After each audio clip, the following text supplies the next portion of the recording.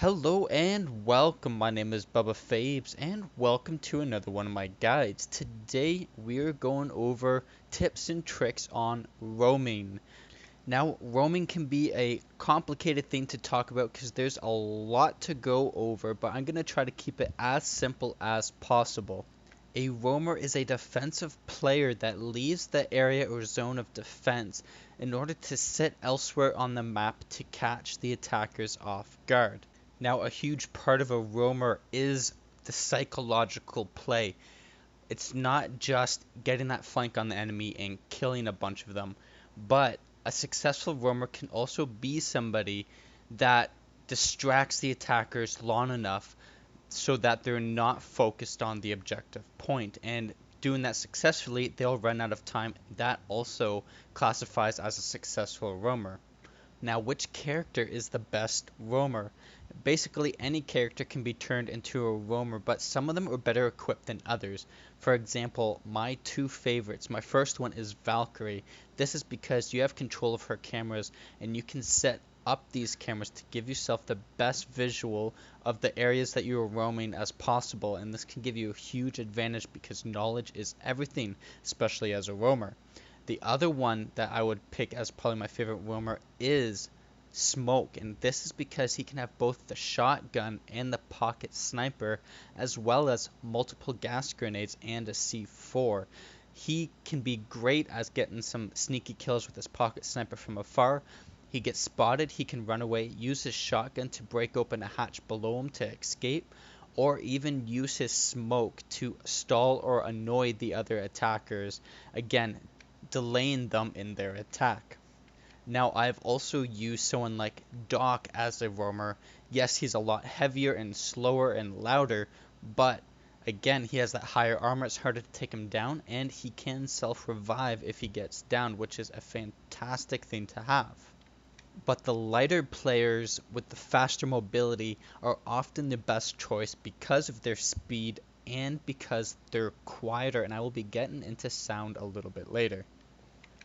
Probably the most important tip on roaming is the communication, because with communication on the other people that are defending the point, they can relay information back to you, hopefully telling you where the attackers are attacking from when they're pushing up onto the point.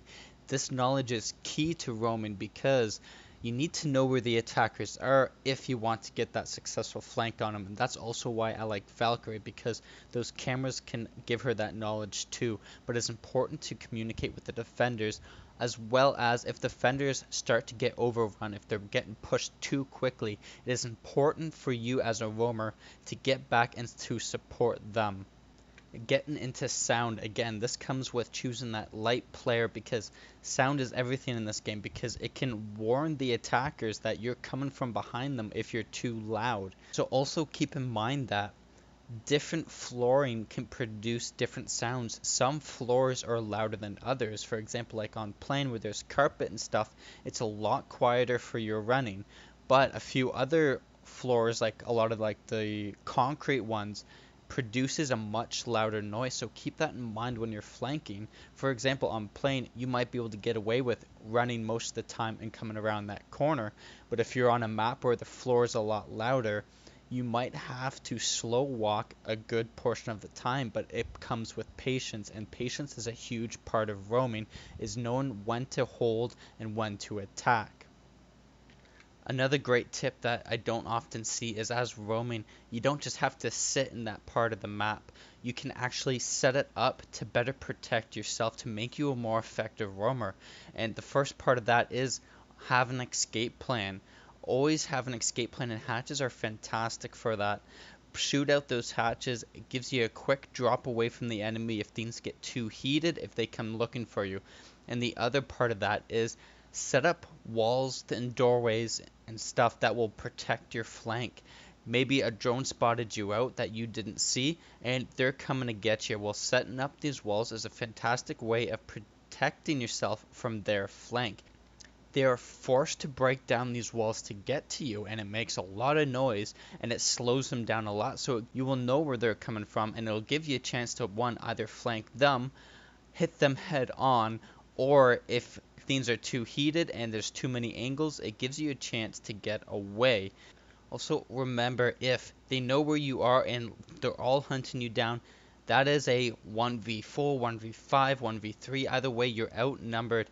And if they know in the general area you are, it's not necessarily a great idea to attack them head on. It is okay to run away, to get to that safe spot, and to replan your strategy. Again, a dead roamer is a useless roamer. Even the fact that they know where you are and they're hunting you out is a success because it's taken time away from them pushing on the objective. So that is a success. So keep yourself alive. Now, expanding on the patience is the timing of your attack. Is when is the perfect time to flank? Basically, what I've found the perfect time to flank is not right at the beginning, because when they're entering those first couple of rooms or pushing onto their point, that's when they're most careful. They're most scared because anything can happen. But when they start really initiating their push onto the objective is when they let their guard down. When they're engaging with the other defenders on the point, they're just worried about them, and that's the perfect time for you to come around and pick them off from behind. Well guys, thank you so much for watching. I hope that you found this video helpful and that you were able to take away some extra tips to add into your gameplay. If you like this video, don't forget to smash that like button and subscribe to my channel for more. I've got lots of guides and how-tos, and I've got lots of more stuff coming out, so don't forget to do that. Also, if there's any other kind of video that you want to see, put that in the comment section below, or if you just want to leave a comment on any other matter, I'd love to hear from you.